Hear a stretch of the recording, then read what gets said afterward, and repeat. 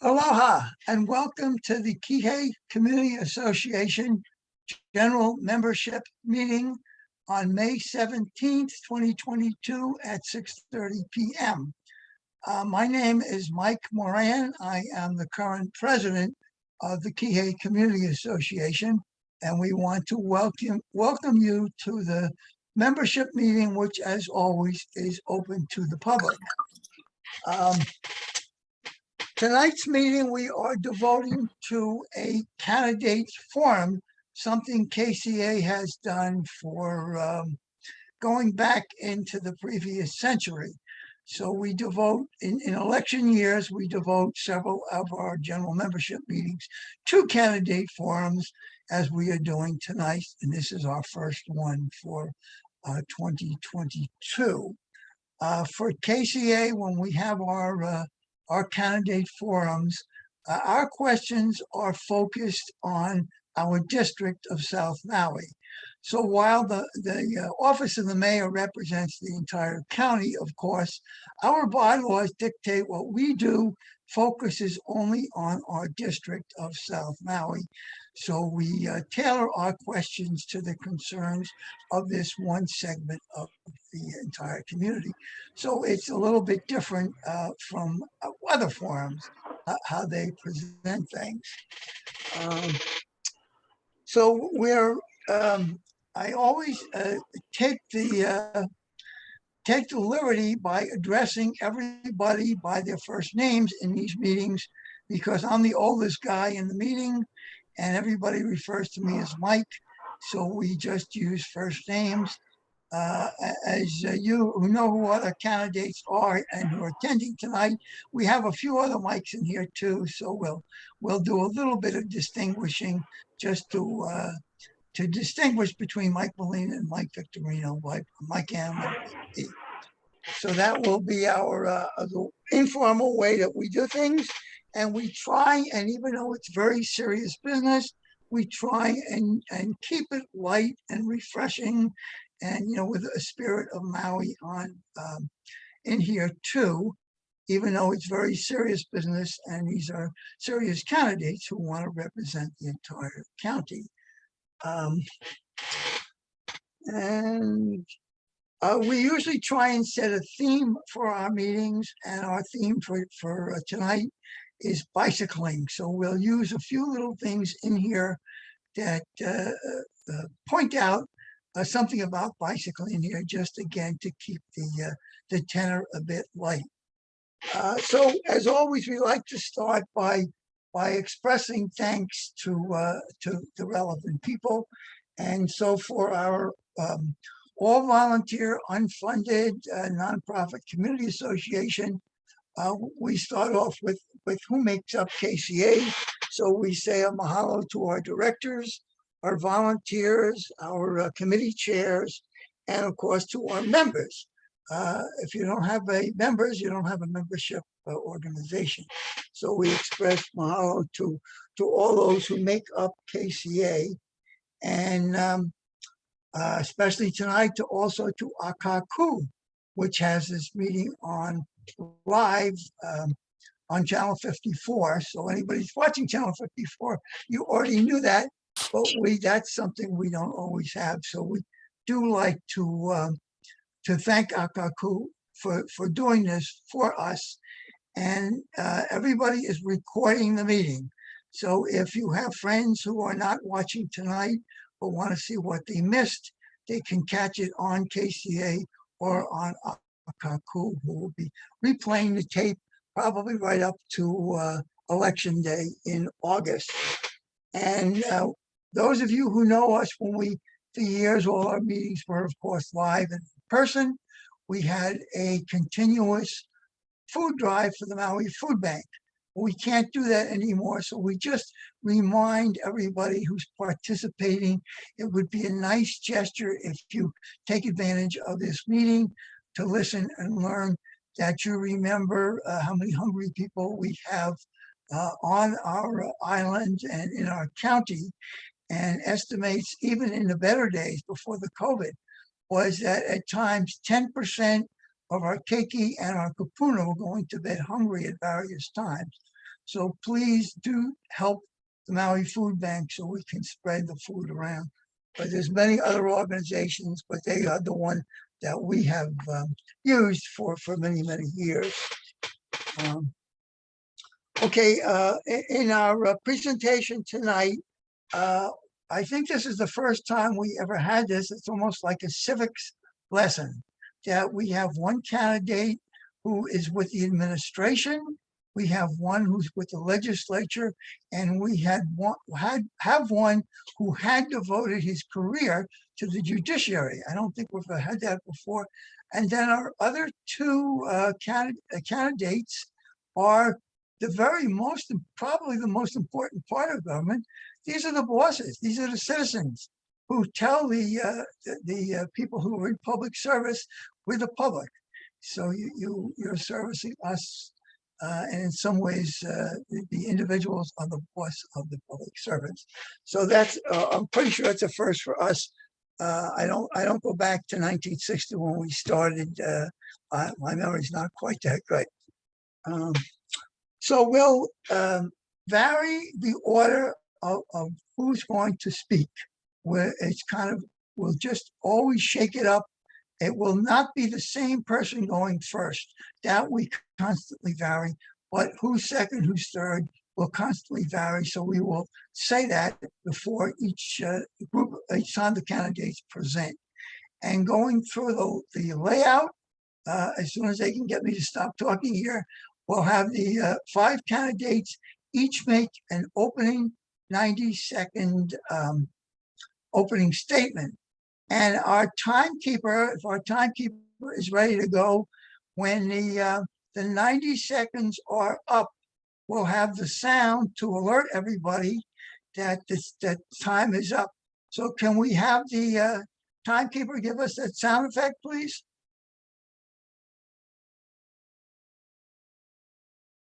Well, it's good we're dropping the ball in the warm-up here. I hope we Well, have the, I forgot to unmute.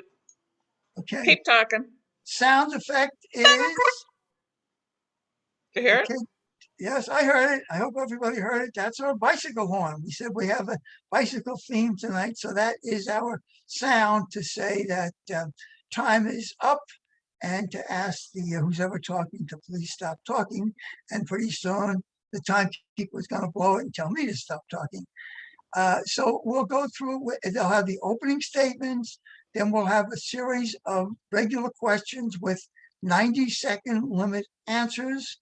We'll take a short break, about 2/3 through the meeting, and jump off from that system, and we'll just have 5 individual short questions that get 30-second answers. And there'll be individual questions.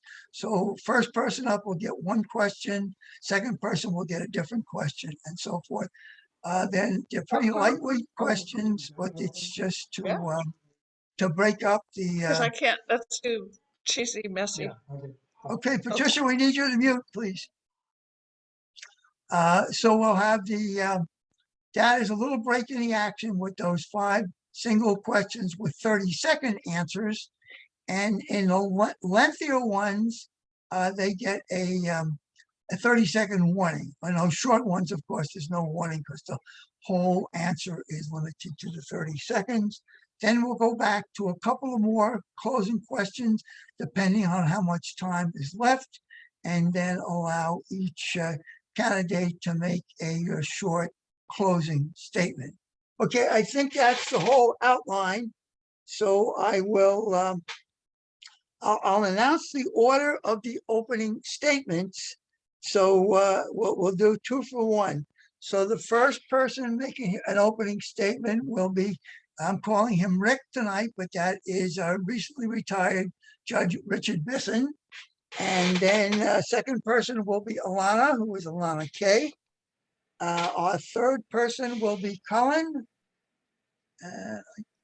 Cullen Bell will be our third person making an opening statement. Fourth one will be Mike M., who is, of course, our council member, Mike Molina.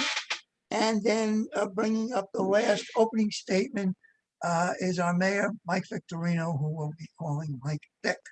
Okay, guys, it's time for me to mute and shut up, but we'll ask Rick to make his opening statement, please.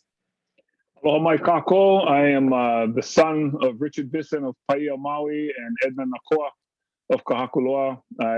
They raised my three sisters and I here in Maui. I am the husband of Isabella Kaihi Kapulani Elaneki. Our three daughters live here on Maui as well with our three grandsons. I graduated from St. Anthony High School, where I was a student body president. I graduated from Santa Clara University with a degree in political science, where I was also president of the Hawaiian Club. I graduated from the University of Hawaii Law School, where I was also the president of the Hawaiian Club there. I went on to clerk for a judge for a year, and then I became a prosecuting attorney for this county for 15 years. 8 of those years, I was the head prosecutor under 2 different mayors. I moved to Oahu, where I was the first deputy attorney general. I was also the director of the prisons. There were 2,500 employees, 4,000 inmates, 8 facilities. Then before and after that, I became a circuit court judge here in Maui. I was the chief judge here in Maui before retiring.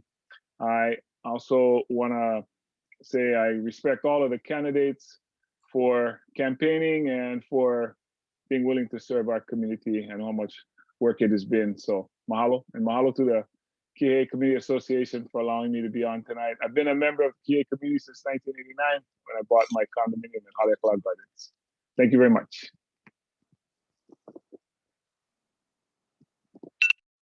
Mahalo, Rick. Okay, up number 2. Let me get back to I've already lost my place. Number 2 is Alana. Go ahead, Aloha. Alana. Am I starting yet? Yes, ma'am, you're up. Okay. I've been on Maui for 24 years and I've worked and lived in a lot of different places here. I've gotten to know a lot of different people and different subcultures here. I've attended UHMC for about 6 years. I was in the sustainability program, and I have come up with what I think we can really accomplish on our island, what I really feel is needed. And it's based on what I've learned and what I've drawn from my conversations with other people. We need to think like an island. I have my t-shirt, think like an island. Our ecosystem is top priority because without it, we have nothing.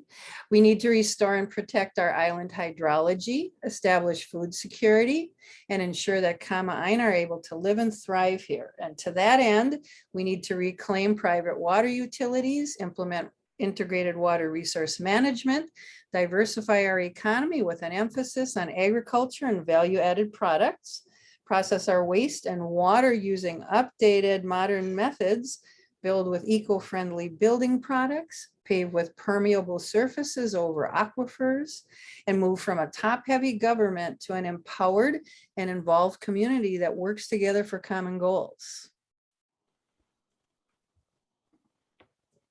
And I hope I got that within my 90 seconds.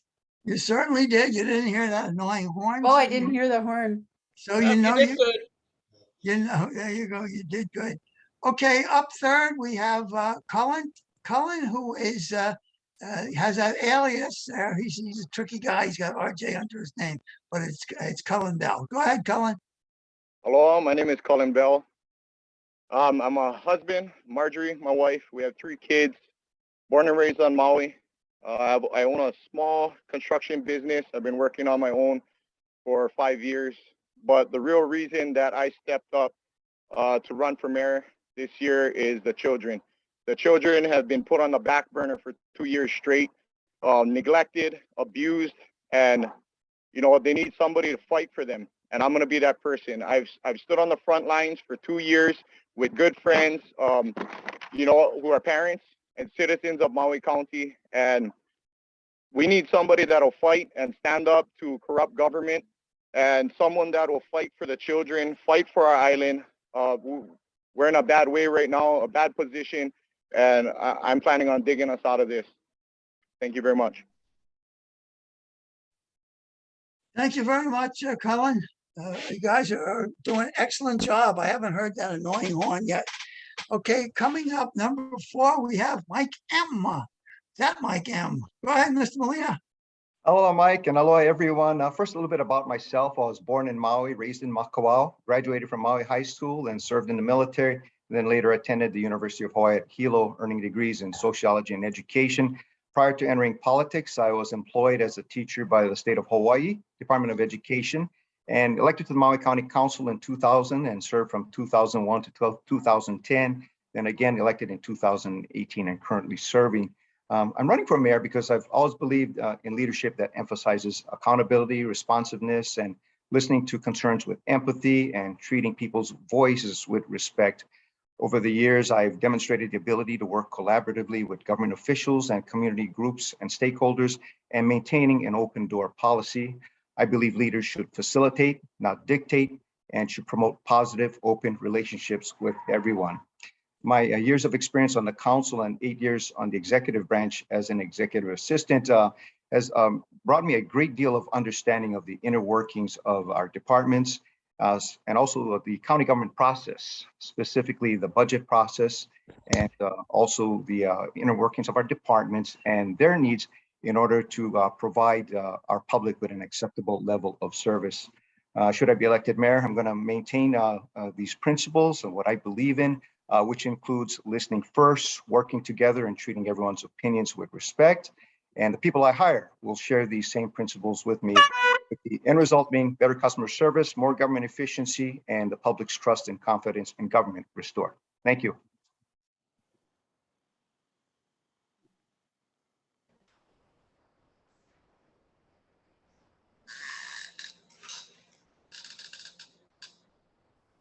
Sorry, guys, my computer went a little haywire there. I was trying to punch in, but thank you very much, Mike M.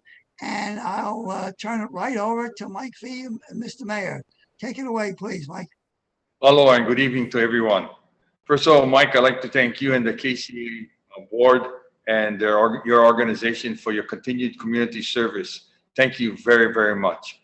For myself, I was born in Hawaii, raised in the islands, moved here in 1973, opened up a Zales jewelry store here at Ka'ahumanu when Ka'ahumanu was really in its infancy. Married my lovely wife of Joycean, married 46 years, raised my 2 sons, watched my 5 grandchildren grow up, and now watching my 3 great-grandchildren grow up. I've been a collaborative leader in this community for many, many years, working with many organizations, nonprofits, government and government agencies, not only in the county, state, and federal. Worked with many organizations, business, and others to make Maui a better place. We are at a threshold right now. We see many great things on our horizon. We believe that, working together, we can achieve all of our goals as a community. My door has always been open and it remains open. We will look at what we as a community can do together. I trust that the people of Maui County will always make good decisions. Even during this horrific pandemic, many of them were stepping up to the plate, volunteering, helping feed people who are in need, helping us develop programs that help. And with the help of the council and others, especially our state and federal partners, we were able to keep our numbers down. Mahalo. Thank you, Mike. Mike V, thank you. And thank you to everyone for your opening comments. Okay, now we'll go into the questions. And shortly, the first question will appear on the screen. And I will give you the order of people who will answer the questions. For the first question, we'll start with Mike V. Second will be Alana. Third will be Mike M. Fourth will be Rick. And fifth will be Colin. So as soon as here's the question. Okay, the North-South Collector Road is in the 1998 community plan. But over this quarter century, only a few isolated segments have been constructed. Why do you think that is, and how would you rectify that by connecting the isolated segments, at least in North Kihei? And you can see the graphic to the left of the verbiage, which shows the portions. So that's the question. Why do you think it is, and how would you rectify it by connecting those isolated segments, at least in North Kihei? Okay, so Mike V, you're up first. Mahalo, Michael. For us, the plan is still being worked out. We have gone to the various community areas along the north-south collector road. We are now finding it somewhat challenging because of some intrusion by some of the owners. And now we're finding it very difficult in some areas to expand the highway. We have the money set aside. We put it in a 2023 STIP, and the state is willing to do it. Right now, we got to get permission from some of the landowners who have been reluctant to say yes because they don't want traffic traversing their neighborhoods. So with all of that being said, the north-south collector road is still a priority for this administration.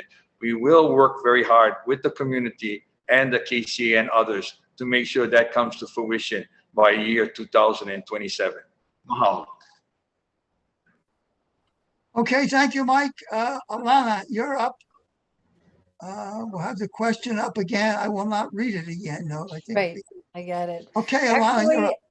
I would not have known how to answer the first part of the question. I don't know why it hasn't been built. I realize that it's there. And I lived in Kihei for 11 years. I just moved to Makawao, so I know what it's like to deal with the traffic. And I lived and worked in Kihei, so I understand the traffic situation. And I know that any alleviation of the traffic gridlock would be great there, especially because when something happens on one of the roads, we get some serious gridlock when there's been an accident or anything like that, or a brush fire. So it would definitely be a great thing to have finished, but obviously we can't do anything without the permissions of the, as Mike V had mentioned. So I realize, I understand the importance and definitely support it. Let's put it that way. Thanks, Alana. Okay, Mike up. Mike M, you're up now, please. Okay, thank you very much, Mike. Certainly, there's been a lot of challenges with the property owners having concerns about the greenway going off of their properties. We need to work through those challenges, and there also could have construction and funding delays involved over the years. It's unfortunate this project has not moved as fast as the North Shore Greenway, which is in my district, and it's been just a wonderful asset to the North Shore. But certainly, we'll do all we can to work things out, and hopefully it won't take another 11 years because I believe everyone here supports healthy activities that the South Maui Greenway can provide. So again, certainly would support the funding as well. And I believe the County Council working in tandem with them, they would continue to support this funding as well as the state to hopefully make this project come to fruition in the near future. Thank you. Thank you. Okay, Rick, you're up, please. Hey, aloha. As I said, I moved to Kihei in 1989, buying a place at Harakla Gardens. I'm pretty familiar, lived out there for about 12 years before moving back to our home that I was raised in. It sounds like the issue is one of getting buy-in from the community, or at least the individual property owners. And it felt like that was something that had already been talked about, or at least put into the plan. I guess the only part I'm puzzled by is usually when you build something, you start at one end until you get to the other end. And I can see this is a piecemeal project, and it must be because those were the places that there was no resistance, or maybe it was put in as part of somebody who developed or built in that area were required to put something in order for them to either get a permit or have their project approved. But I guess what this will take is working with the community and sitting with the people who have objections and explaining to them the benefit of this road. And there's construction going on South Kihei Road and Pi'ilani Highway. It becomes a safety issue. and a dangerous one. We just saw that in the fires that happened recently. So I don't know that, it's something that we can wait for, necessarily asking people's permission, or if this is an area that requires something more emergent. But I admit too, I don't know some of the background. So thank you. Thank you, Rick. Okay, and Colin, you're up for the last answer on this question, please. So my thinking on this is like I heard before, it's either a private land, maybe there's burial grounds there. Who knows? I don't know. I'm not privy to the information regarding the road. I didn't even know it was planned, honestly. But I know that public-private cooperation isn't there. Our permitting process isn't streamlined. Everything takes forever, and there's no transparency at the top or no transparency at the top or no accountability. So I definitely think we need to work on those. And like I said, we need to maybe we need the help of the private sector to get these things done. Okay, thank you, Colin. Okay, guys, good job on the first question. And we'll be bringing up the second question. And the order to answer is Mike M, Rick, wait a minute. Mike M, Rick, Cullen, Mike V, and Alana. So Mike M, you'll be starting off. And the question is, while West Maui has a shelter for the houseless and Central Maui has 2, there are none in South Maui. If elected, what action would you take to fill this need? Okay, Mike M, you're up.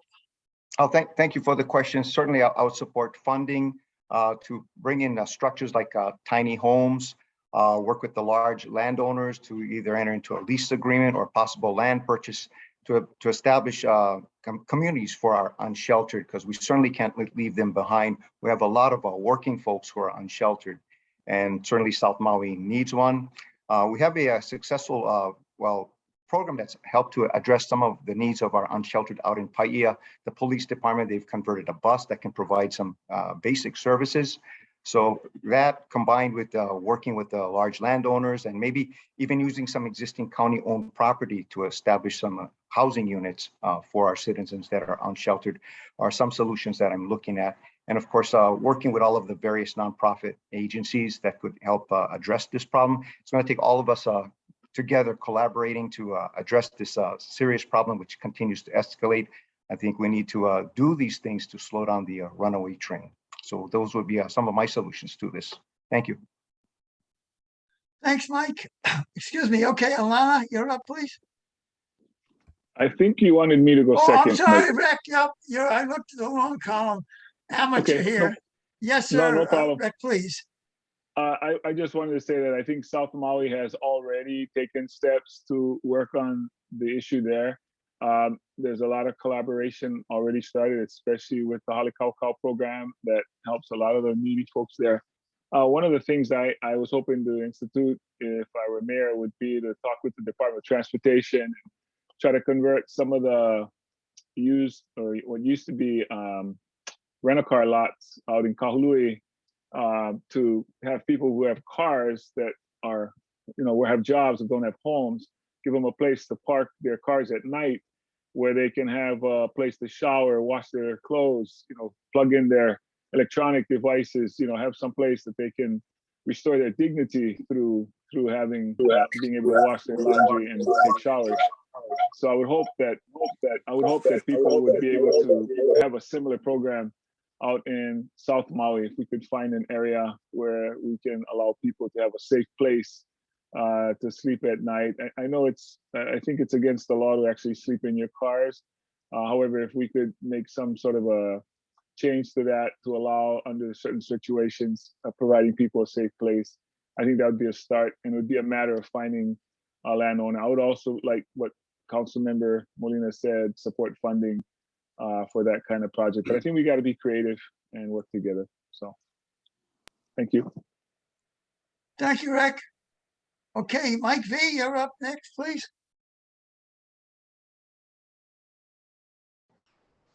Yes, thank you. Maui County has been considering many plans for the homeless. We built Kahale Akeola, which was the first transitional center on Maui. We now have places in not only Maui Life Center, but also in Lahaina. Many of the areas that we have now looked at are starting to develop, and we need to look for places that we can give wraparound services. I think this is very important. A lot of these people are not homeless just because they're homeless, but they need other services such as medical, mental health care, and other issues. Maui Rescue, which is one of the mobile stations that goes around, goes to Halekaukau, that provides services, that feeds not only and washes their clothes, gives them treatment, and gives them the extra wraparound services that I'm referring to.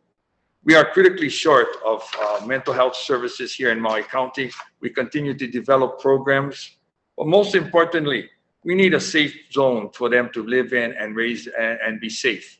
And so I agree that we can use some of the old facilities like parking lots or like at the airport, which the state hasn't allowed us because we've asked, but we will continue to work on that.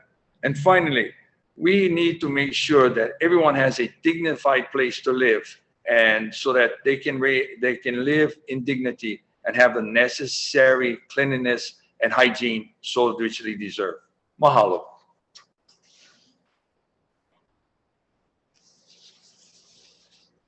Do this again. Okay, keep jumping on me. Okay, I apologize again. I went out of order, but now, Cullen, your turn to answer this question, please. So in regards to the homeless situation, not having an established place for them in Kie, I can't answer that question yet, but I do know that we need to figure out who these people are first, whether they have mental health issues, drug addiction, alcoholism. I think we need to group them together, so we can figure out what we need to do to help them. Some people are just comfortable being homeless, and I don't think that's all right either. Leeching off of us, our hard taxpayer money, I don't think that's right either. And the last category I would establish would be those who just had a stroke of bad luck. Maybe they lost their job recently. They can't pay their mortgage, so they're on the streets. And maybe they just need a place to take a shower, rest their head at night, a hot meal. So I definitely think there's a bunch of issues that we need to tackle and figure out before we can start doing that. But I know, like Judge Basin said, maybe we can talk to private landowners and we can figure that out from there.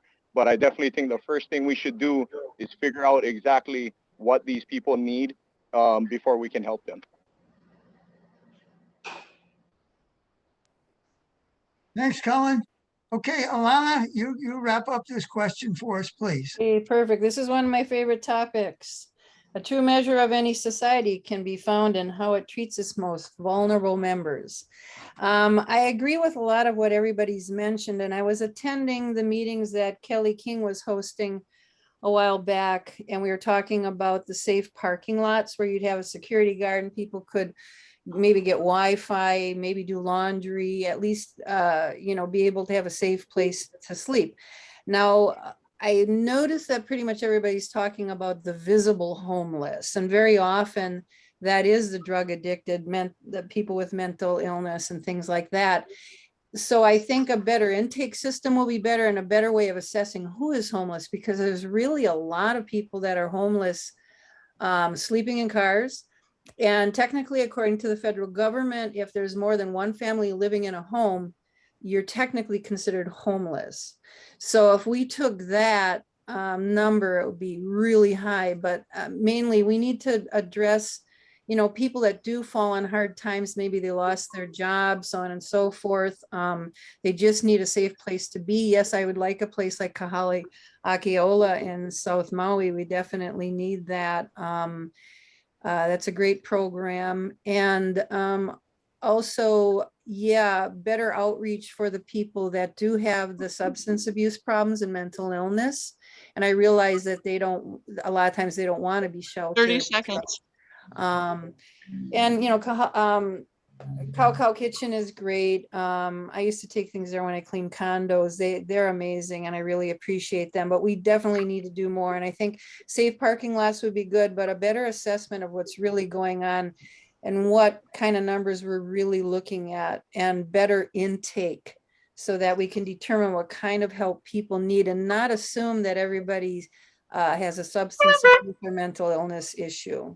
I really want to emphasize that. Mahalo. Thank you, Alana. And while we have the next question up, Alana, take a breath because you'll be first on this next question.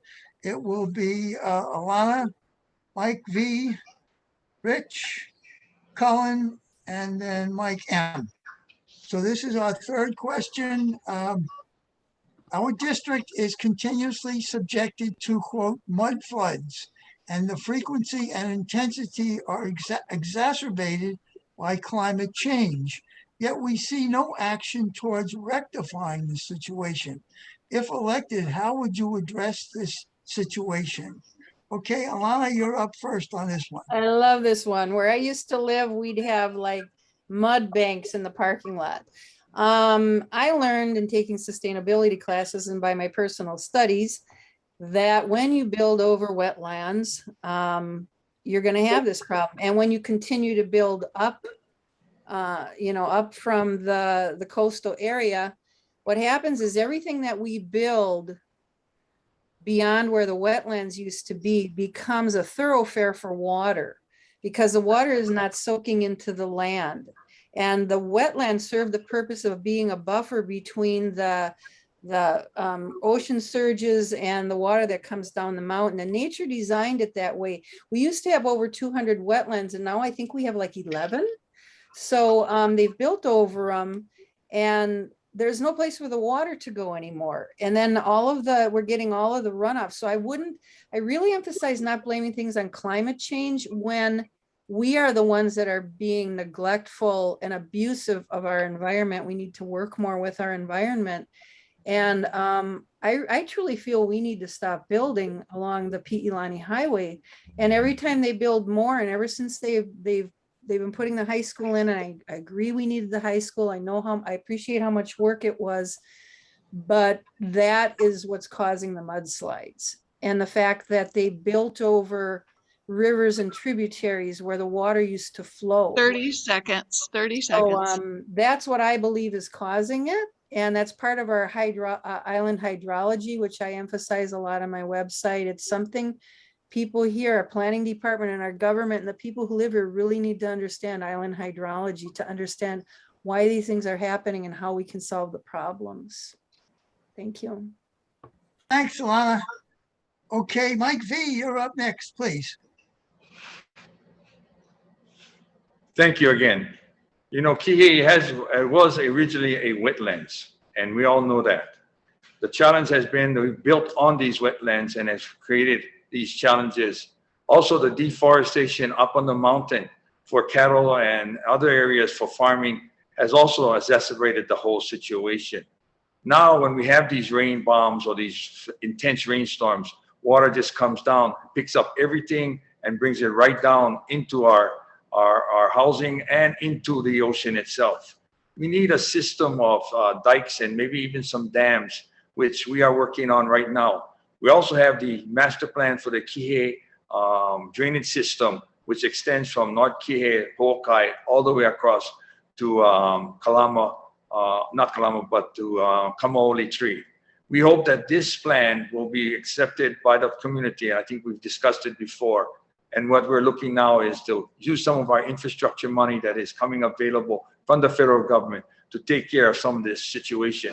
But we also need landowners, those above us, to help us with some of these issues and to do a better control as far as their land and the way the land is graded.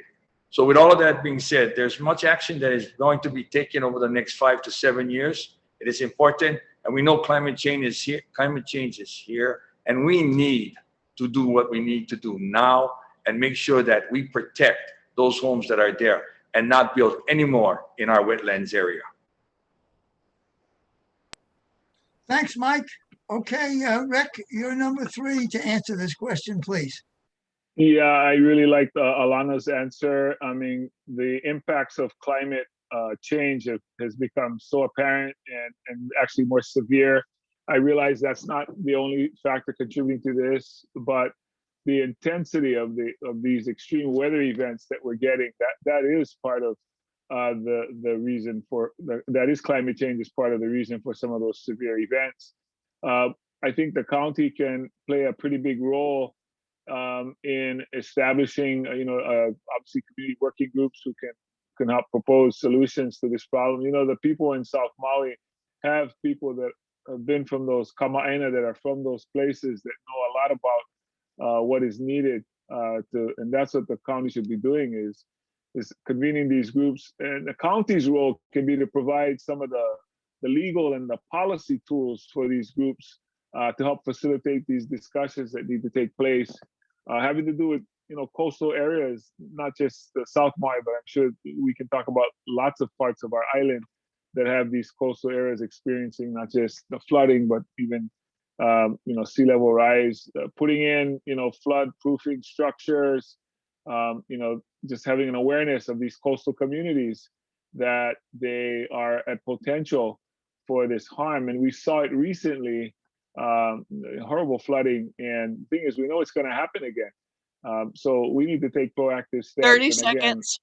in my opinion, by putting together groups that are from those areas that have the knowledge from how these floods are going to affect us again. And so that's my answer is to again put together a working group, having county use their policy, use their folks to help facilitate that. Thank you. Thank you, Rick. Okay, Colin, you're up, please.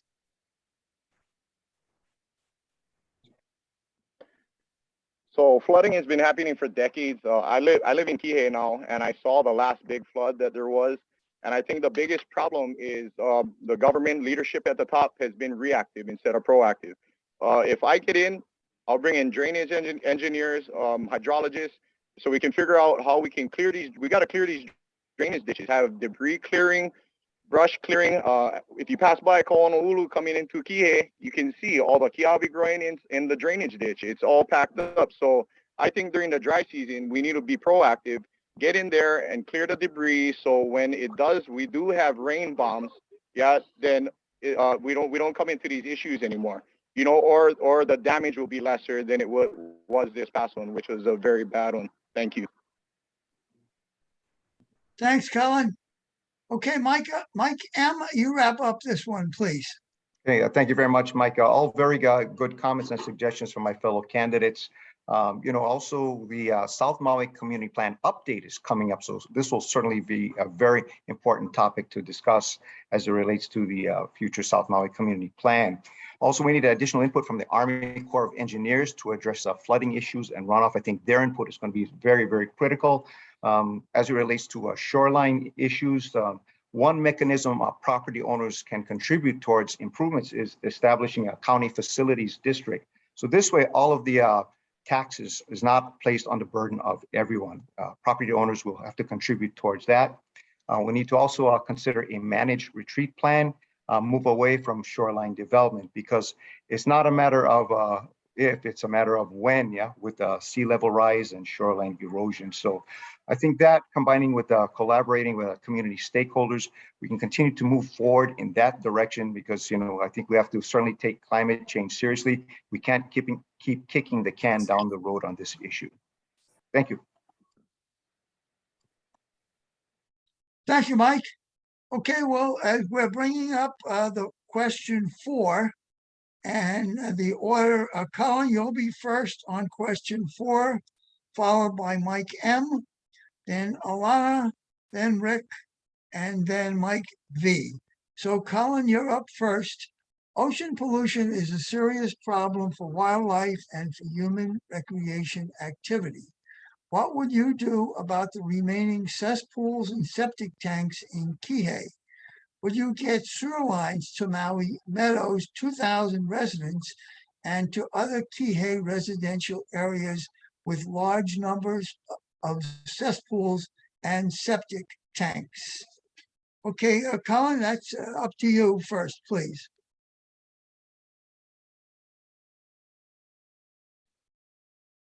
I think that's definitely a big issue. Current places with septic as well, septic and sewer lines. I definitely think we need to get sewer lines to those places. I'm not too privy to that type of information, but if I am elected, I'll have a good team around me that can help me figure out exactly what a good game plan is to go forward.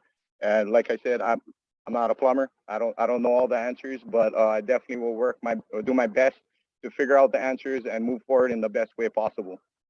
Thank you. Thanks, Colin. Okay, Mike M., you're up next, please. Thanks for the question, Mike. We certainly have a similar issue in my district with the conversion of cesspools to septic tanks, and I certainly would support that for South Maui. One thing we need to consider for property owners who for generations have had cesspools on their property, we need to find ways to help subsidize their costs, because it will be costly for a property owner, especially generational families who've owned land for a long time, to absorb all of the costs. So I would be open to working with the state to see what kind of subsidies we could help our families with in dealing with this cost. And speaking of runoff into the ocean and impacts and so forth, I supported funding for the Ma'alaya treatment facility, future Ma'alaya treatment facility. We have to protect our reefs. I think last year I also supported the resolution to settle the West Maui injection well situation. It's a critical point when you look at what's happening to the degradation of our reefs. We have to find the problem, address the problem now. As it relates to Ma'alaya, we can either build a publicly owned facility, or we can connect it to the Waikapu Town Center project, whichever is fastest and more expedient. So I'm all certainly in favor of addressing this issue because, they say our environment is our economy. But for someone who's grown up here and remember when the fish were plentiful and the ocean was much more healthy, it really hits heavy on my heart to see what is happening to our oceans and all of the our wildlife in the ocean. So 30 definitely, I seconds. want to move in that direction, and we'll have my full support to addressing cesspool issues as well as future wastewater treatment plant needs for South Maui. Thank you. Thank you, Mike. Okay, Alana, you're up next for this question, please. Yeah, as Mike mentioned, Mike M mentioned, our nearshore waters are of utmost importance. Our economy is our economy. Our environment is our economy. It's the most important thing. And so this would be a priority of mine, and it will fall under the umbrella of integrated water resource management, which sees the connectivity of all the different waterways and ways our water moves and all of that kind of thing. And I'm not big on government spending, but I know we can find the money somewhere by eliminating waste somewhere else. But I definitely would back doing a subsidy or a low interest loan to help owners replace the cesspools. And I understand there's probably some challenges I'm not even aware of with regard to establishing a municipal sewer system in Maui Meadows. But definitely, I think it's a priority, and I would definitely be behind all of this. Okay, thank you, Alana. Rick, what do you have to say about this one? I I agree. The county charter section 8-15.3 requires that the county has the responsibility to control the pollution and to for the unique beauty of our island, and including taking care of the coastline, the environment there. And so I think we have a duty, first of all. Now, I think there can be some of the ways have already been explained to assist our landowners that have been doing what was legal to do in the past. But we're learning that there can be harm to the environment by doing it that way, and there are better ways, there are better systems, and we're gonna have to make that changeover. I would support the funding too. I know the infrastructure bill that's still pending put out about I think $100 million for water sewer treatment. So I'm thinking if there's ways we could somehow qualify for some of those funds. This is a one-time money drop to the state. This isn't going to be renewable monies. And if we can demonstrate the need to either put in sewer lines or to have connected to someplace in the Kihei sewer treatment facility, I would be in favor of that. And again, thinking of ways that maybe we can have low-cost loans to our homeowners to help them with this, because I think everybody agrees it's time for us to use the better technology that's out there. Thank you. Thank you, Rick. And Mike V, you have the wrap up on this question, please. Thank you. For most of us, we feel that the Central Maui waste treatment plant that we're building off of in Waikapu for the development of the Waikapu area will be a most expedient and efficient way to hook up Ma'alaya, and so that we could now not only use the sewer from those two facilities, from those two residential areas, to feed our farmers water, resource water, not R1 water, not wastewater, but resource water that really helps our farmers have a sustainable source of water. Plus, the central treatment plant will take about 75% of all of Central Maui's wastewater pumped to it to treat it and to be utilized, so that we're looking at approximately 4 to 7 million gallons a day of R1 resource water being utilized for our farmers throughout Central Maui. This will also help with the East Maui irrigation system challenges that we're having for Mahipono and other farms like Kumu and other farmers in the Central Plain. Most importantly is we need to continue to look at ways of subsidizing these owners up in Maui Meadows to develop a sewer system connected to our sewer treatment plant and in Kihei. They will be able to be the benefactors. It is only about 2 miles away. It will take some resolve, but we have put a plan together that we're looking at how we can interconnect and turn that water around and send it back as 30 resource seconds. resource water to the hotels and to other agriculture, and make green zones so that we can prevent brush fires from occurring in South Maui as well as West Maui. So we have a plan in action right now that we're moving in, and I want to thank all the members for their suggestions tonight. Thank you, Mike. Okay, guys, now we're going to take this little break and ask these lighter questions. Each one gets an individual question, and the question is already up there. And Alana, you're going to be up first to answer this question. Do you know what is a sharo? I don't know what a sharo is. Do I get a hint? Well, it has to do with bicycles. Oh, I see. That's right. That was this thing. I thought you just spelled shadow wrong. Okay. I can't see my Cheryl on cloudy days. It has to do with biking. Wow, I'll just make a comment about biking then. I used to be a big biker. I took my bike everywhere where I grew up in Milwaukee. I came here in 98, like I said, and I kind of got away from biking partly because it seems so challenging. Like there isn't enough room for the bikers. They're too close to the traffic. And that might be what a sharo is. That might be what that regards. And also that there's so much debris in the, out just on the side of the road that you get flat tires really easily. So I don't know. Sharo sounds like a good idea. Oh. Okay, Oh. well, that's all right, Alana. I can tell you, I'll just make a brief comment here.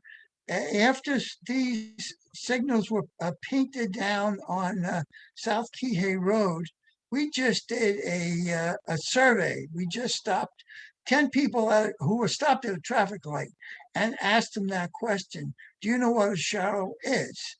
8 out of 10 had no idea, and we pointed to it on the road. And as you can see, it's got a picture of a bicycle. They said something to do with bicycles, but I have no idea. And the concept is that this is supposed to alert drivers that they have to share the road with a bicycle. Oh, you're sharing it. Okay, so yeah, that that's makes it. sense. But That's what I thought, a shared lane. the Mhm. challenge is if drivers don't understand what that means, and I can tell you Uh-huh. as a bicyclist, they just blast the horn and tell you get out of the way. Right. And so that's why we kind of had them here. But again, these are just lightweight, easy questions, but thank you for Okay. taking a shot at it. Well, I Okay. learned something tonight. That's good. And that's part of a thing like this that hopefully everybody learns a little bit. I know I always learn something. Mhm. Okay, Mike Vick, you'll be up for the second question. And it says, when a motor vehicle passes a bicycle on a roadway on Maui, how much distance is legally required between the two?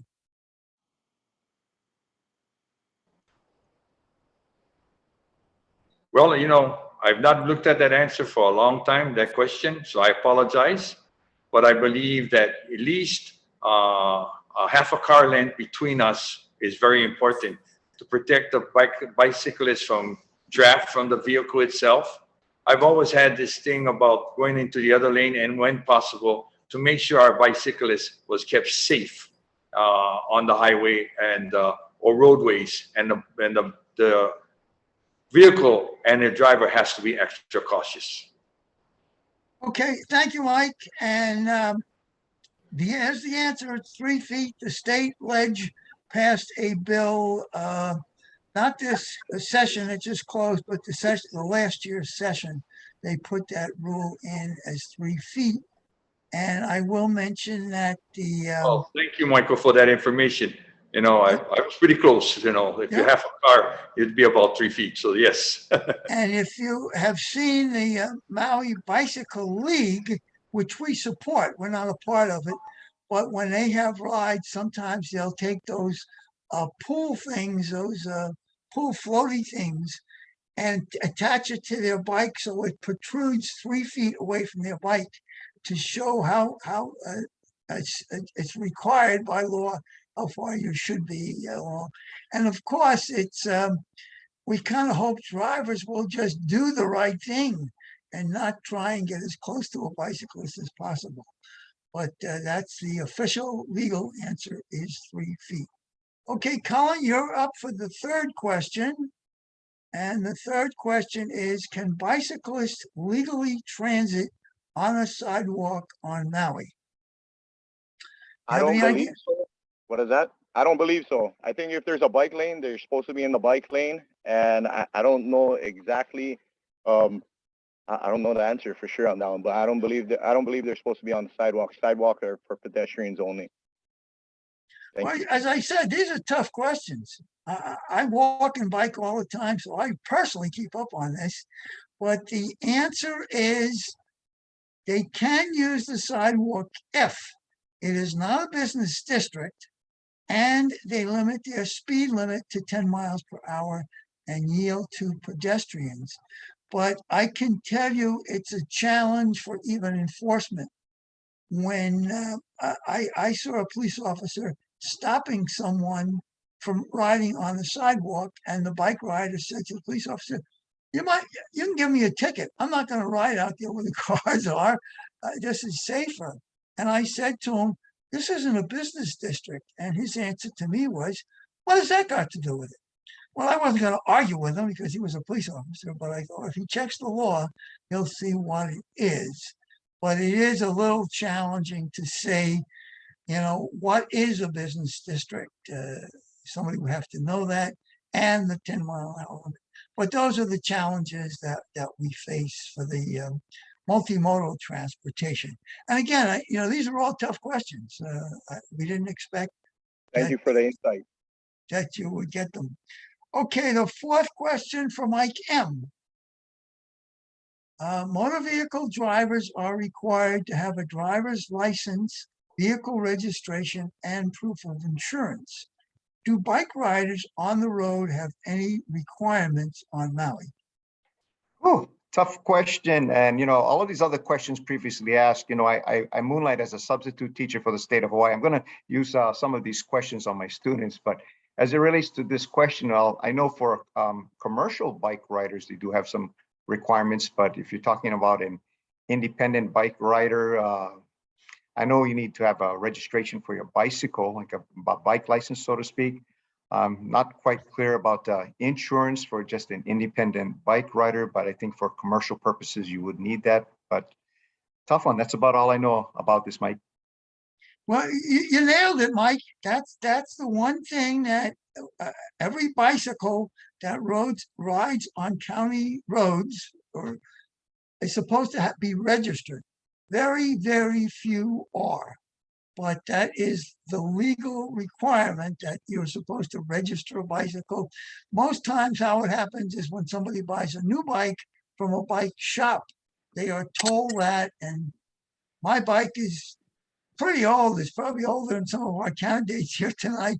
But I remember when I bought it, they told me that. And I said, well, how much? I think it was $6 or $7. And I said, sure, I'll pay for it. So, yep, they don't need anything else, but the bicycle is supposed to be registered. So, of course, the bike rider is responsible for that. Okay, the last lightweight question on bicycles is for Rick. And that last question is, what is the difference between a bicycle lane and a bicycle path, which is also sometimes called a shared use path? Rick, do you have any idea on that one? Wow. I thought I did. I didn't realize there was a distinction between the two. Of course, the bicycle lane is, a there's a demarcation line that says this is where the bicycle is allowed to be in, the cars cannot be in those. I'm going to guess that a bicycle path is something that's not on a roadway. You got it. You're right on that. We know we only have a few of them here. Mike M mentioned before about the North Shore Greenway. That is considered a shared use path or a bicycle path. We have one very tiny stretch here in South Maui on the little bit of north-south collector road, which is just Mackay of Safeway. We have this beautiful stretch of Greenway, which is a bike path or a shared use path. But as you said, when they're on the streets, just painting that white line down and putting up signage saying that's a bike lane. So we're always Mike, I don't know if I used my whole 30 seconds, but I wanted to add that we had a judge, Jack Vale. He was very avid bike rider, and he was very hard on people who did not share the road with bike users. It just reminded me of that when you asked me this question. He was very strict, making sure bike users had their fair share of the road. Well, see, that's another bit of learning for most of us, especially me. I didn't know that, Judge, but he gets my stamp of approval, I can tell you. Okay, thank you, guys. And again, we appreciate those are tough individual questions, but they're not necessarily mayoral questions, but we thought that would lighten up things and go along with our bicycle theme. Okay, so now we'll go back to our regular questions. And our next question, the order will be Rick, Mike M, Cullen, Alana, and Mike Vick. So we'll get our next regular question up, and here it is. The mayor's annual budget has a segment with the percentage of capital improvement project or CIP funding by district. The South Maui district, orange on the next slide. So we'll start real slow on this one so we can, after I finish reading this, we can bring up that slide. You can see it. The South Maui district, orange on the next slide, has not been receiving an equitable share. What do you conclude from this history? And if elected, how would you address this? So now we'll have the slide, and you can see the orange portion is South Maui. And if you compare that to probably the two somewhat comparable areas of West Maui and Central, you can see a huge disparity. And this is average over from 2016 and 2022. And we had done this study starting in 2008, and it's been that same pattern. So, Rob, maybe if we can go back to the question, is that possible? The mayor's annual budget has a segment with the percentage of capital improvement project funding by district. And you can see the South Maui district has not been receiving equitable share. What do you conclude from this history? And if elected, how would you address this? And Rick, you start this. Thank you, Mike. So this is a two-part question. I'll start with the first part. What I think that means is that there's more that goes into the determination of how the budget is spent than the population. Because I think it would be great to have one more slide, if you had one, with this question to ask, what is the amount of property tax that's collected from the various districts? I know when I talk to folks on West Maui, they have strong feelings about how much taxes they think they contribute to the overall budget for the county versus how much is spent in their section. So I'm going to just have to presume that what I conclude from the history is that it's not a direct correlation. If you have 19% of the population, you get 19% of the budget. I think there are more factors that go into that, number one. What would I do about that? I guess I would want to, obviously we have a huge budget that has been presented to the council. And obviously part of that is the capital improvement portion. I think the needs of the community is what's going to matter. What projects were set aside for that part of the community? Were there state funds and federal funds that were also being brought in aside from county funds? And again, I just don't have 30 that seconds. information tonight to know if those things contributed. So I think there may be more information that I would want to know and not rush to judgment on that. But I'm sure we'll get some answers from some of the other candidates about this. That's my best try at that answer, Mike. Thank you, Rick. Mike M., you're up next, please.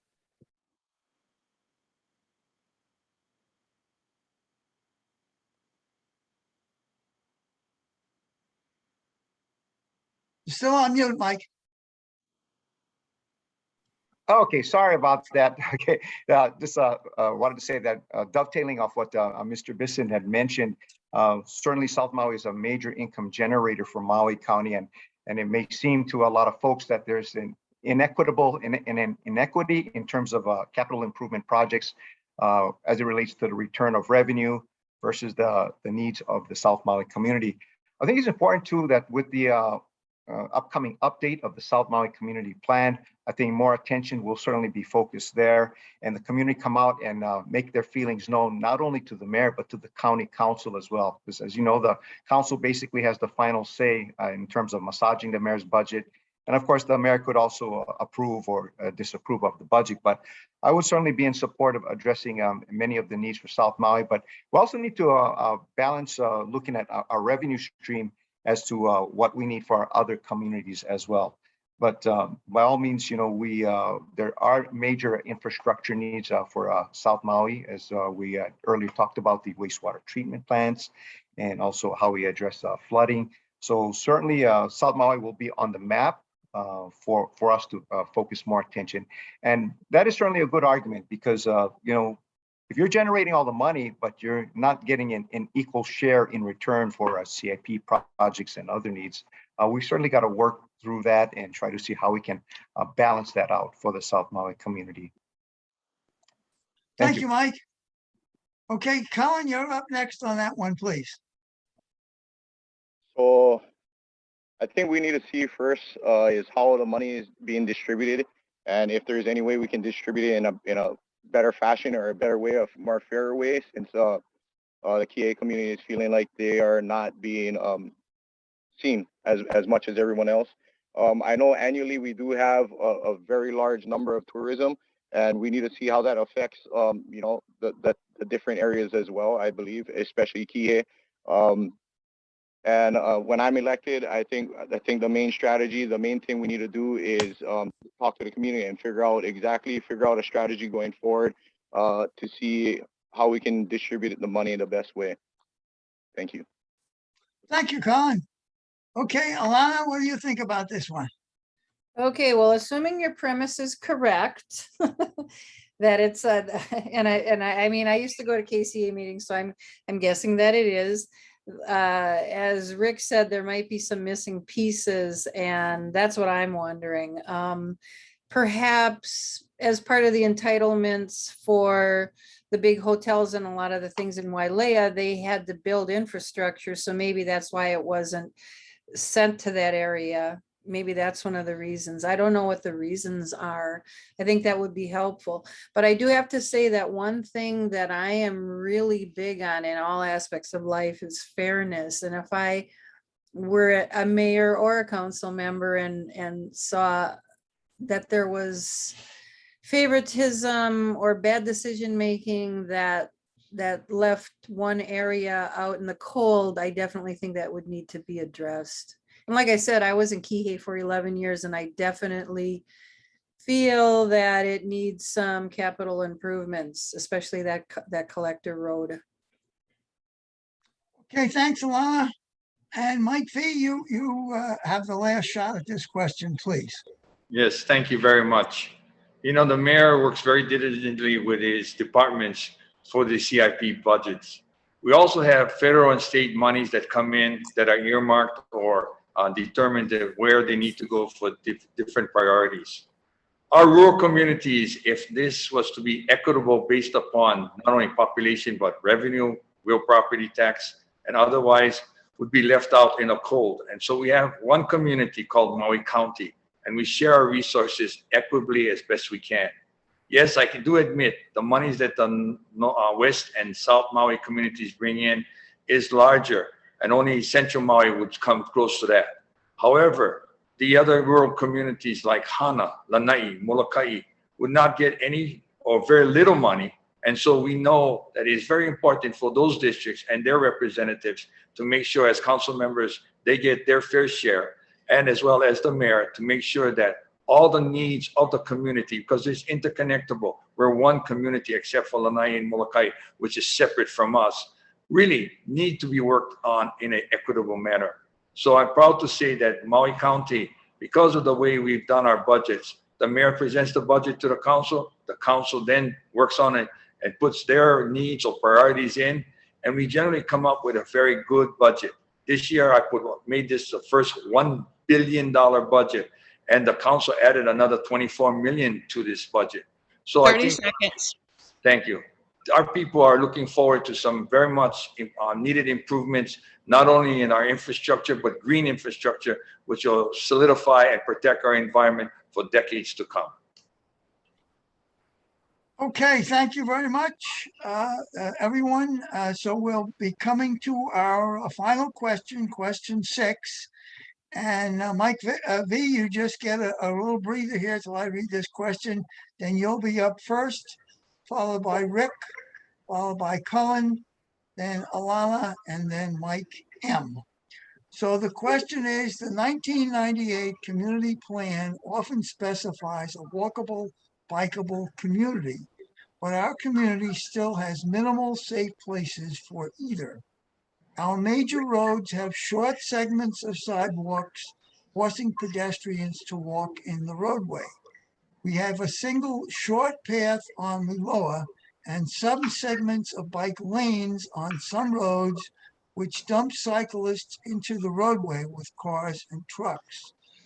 Why do you think our plan has been violated? That is that community plan.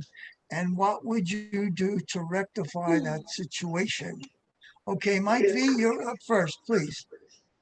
I won't speak to other administrations and why they did what they did. Our administration has been working hard to make sure that these sidewalks, like in front of St. Teresa's, was completed. We need a lot more work, but first of all, we need sometimes property owners, because of easement issues, to say yes to it. Secondly, there are challenges not only with the funding mechanism, but to make sure that these sidewalks and bikeways are safely traversed. And we have this business district, which is near Ezekas, that really there's a congestion area that we need to continue to work to expand. Maui County is a community, and many times we find ourselves really working hard to find solutions to our transportation system. We have a robust bus system, and now we're looking to see how we can make bike lanes more shared, like you saw earlier, all around Maui County, including South Kihei. As far as the sidewalks are concerned, you have my assurances. As this new infrastructure money comes in, another part of this money is earmarked for that, and to make sure that the ARPA money helps us develop these particularly important issues for the South Maui community, especially South Kihei Road. Thank you, Mike. Okay, Rick, what's your answer to this one, please?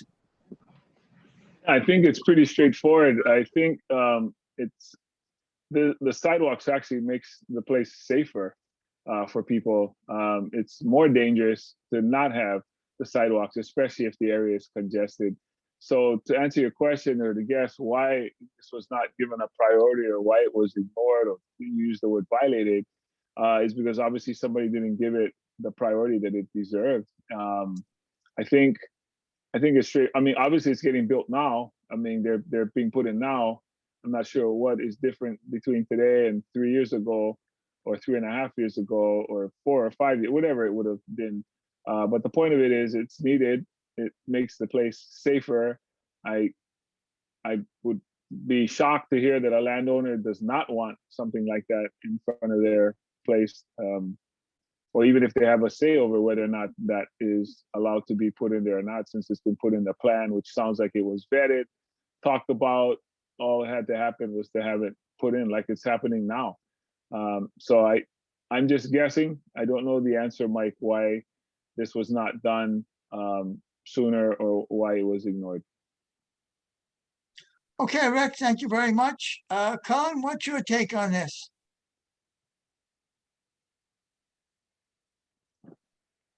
So I actually live in KA right now, and the roadway South KA, for example, is horrible. There's potholes, big bumps right after Waipuilani, and I'd love to ride my bikes with my kids, but I don't think it's safe at all right now. And I think the reason why it hasn't gotten much attention, or like you said, violated, is goes back to leadership again. And I definitely would like to push and get the right people around me so we can get safer roadways, safer bike paths, safer sidewalks. So people like me, people like us, the young community that have kids, can actually ride their bikes next to the road without being afraid of getting banged by a car going through a pothole or something like that. Mahalo. Thank you, Colin. Okay, Alana, what's your take on this? I definitely think it's a priority based on all of the things that we've talked about in this forum. And I really feel like not that I would be unwilling to do anything about it as mayor, but I think that the South Maui council person, whoever they may be now or in the future, should make sure that maybe a working group is put together. I don't know, maybe there's already a map created or some kind of an assessment or I don't have the word right now. Where you assess how, where are all of the issues so that you have a list. And then obviously they'd have to work with, I get the thing about the permissions, but other than that, work with the appropriate personnel to determine how they could create an action plan to get this accomplished, because it is really important, Mike. And I know that you've talked about this a lot in the KCA meetings about having a walkable, bikeable community. And that's the goal of a lot of the community plans. So I honor that. That's really important for sustainability and also for our health, for exercise and things like that, to feel free to be able to go out and do those kind of things. Thank you, Alana. And Mike M., you have the last answer to the last question for this evening before we go into the closing statements. So what do you have to say about this, Mike? Okay, thank you, Mike. Well, in hindsight, Kihei or South Maui historically was not a very well-planned community. It's unfortunate back then smart growth principles were not instituted in the planning where more biking and walkable communities are promoted. But this is what we have. So again, we need to work with the state lawmakers as well as other officials and get the funding, federal funding, state funding, maybe possibly even condemn some properties in order to install these sidewalks. I mean, that's sort of a last resort, but that's something we may have to consider. And, as this community keeps growing, we can't sit on our hands and wait, because we potentially could get more lawsuits the more we keep kicking the can down the road. And so the timing is right to address these issues in the community plan with the update. And I would encourage Mike, maybe through you and others, to get the word out to bring community members involved to address issues like this, because as the old saying goes, it's the squeaky wheel that gets the grease. Thank you. Thank you very much, Mike. And Okay, guys, so our timing is just good. We're really close here, so you guys did an excellent job and allowed me to stumble along and missteps with a few guys, but everybody was cooperative. So we're gonna go into our closing statements, and I think if we can say 90-second or minute and a half limit to your answer or your closing comment. And Cullen, you'll be first, Rick second, Mike V third, Mike M fourth, and Alana will have the last word. And gentlemen, I think we always know if we want to get along well, we let the lady have the last word. So that just happened to work out good, but sometimes there's meaning in there. So Cullen, your closing statement, please, for up to 90 seconds. Thank you, Mike and KCA. So when elected, first thing of utmost importance to me is the kids. I'm gonna go to bat for them. I'm gonna make sure, you know, they're taken care of. They're not pushed to the back burner. I'm gonna make sure they don't lose any more memories, graduations, graduation parties. I'm gonna ensure that they spend time with families. I'm gonna ensure people don't miss out, you know, on proper mourning. There's no more funerals missed. They can't go to the hospital and see their loved ones when they're in the hospital.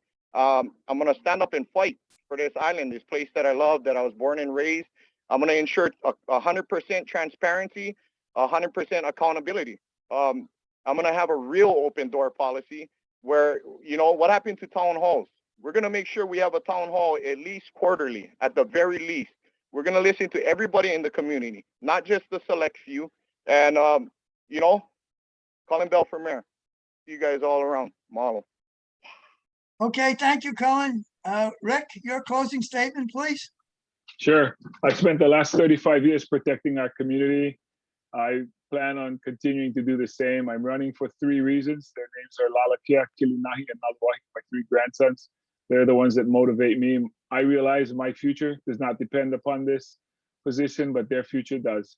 I was fortunate over my career to have received the Distinguished Citizen Award for Men's March Against Violence for Domestic Violence, Lawyer of the Year in 2001, as well as inducted into my High School Hall of Fame, as well as Alumnus of the Year from my law school in 2013. As the first person from a neighbor island to receive that. I'm currently the Jurist of the Year for the state of Hawaii because of the work we did during the pandemic and getting the first jury trial started back here on Maui.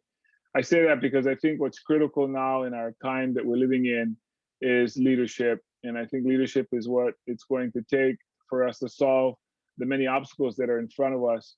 And that what a leader does is 30 bring people seconds. together and work together as a group to find those solutions. I have a track record of that. I intend to do that more. And thank you to KCA and again to everyone who took part in this event tonight. Mahalo. Thank you, Rick. Mike V, you're right in the middle. What's your closing comments, please? Excuse me, I was still a challenge unmuting. First of all, I want to thank KCA and you, Mike Moran, for tonight.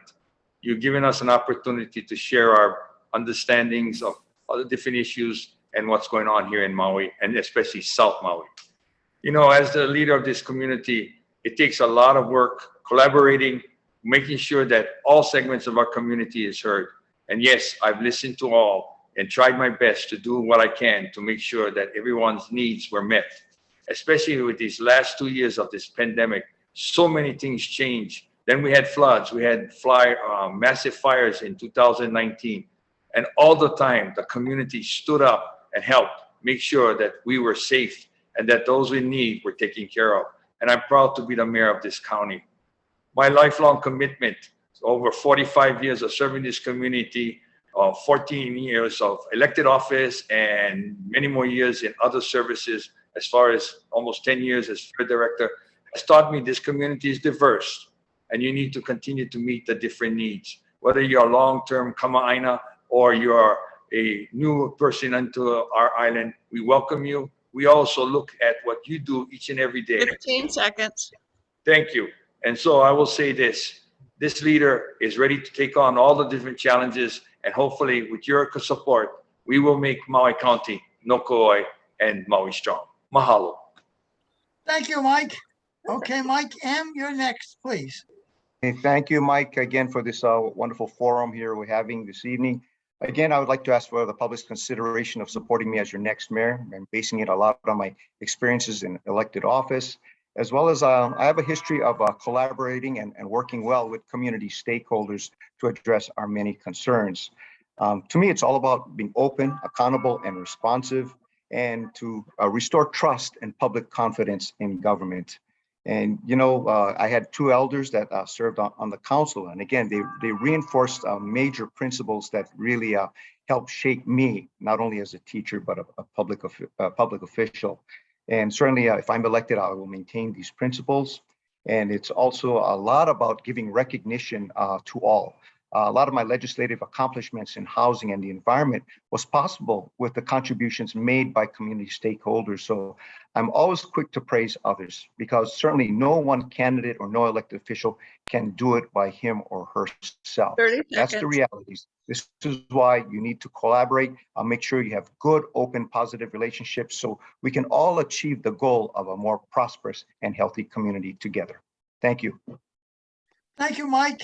And Alana, you get the last word for the evening, please. That's great. Thank you so much, KCA, for doing this forum. I think this is great to keep everybody informed so they know who to vote for. And I encourage people to do a lot more studying of the issues and of the candidates and what they really stand for, so that we know who we're voting for. As a mayor, I really see myself as an ambassador to the community and somebody that will create unity between industry and the people and government. I don't like to see the separatism that I've seen in the past. And, when we have a seeming crisis, that we don't have people panicking and hoarding. And I really think leadership can address those kind of issues and have a little more gentle approach, and we're all in this together approach. And and also definitely addressing the homelessness problem and diversifying our economy and managing tourism are, to me, the most important things. And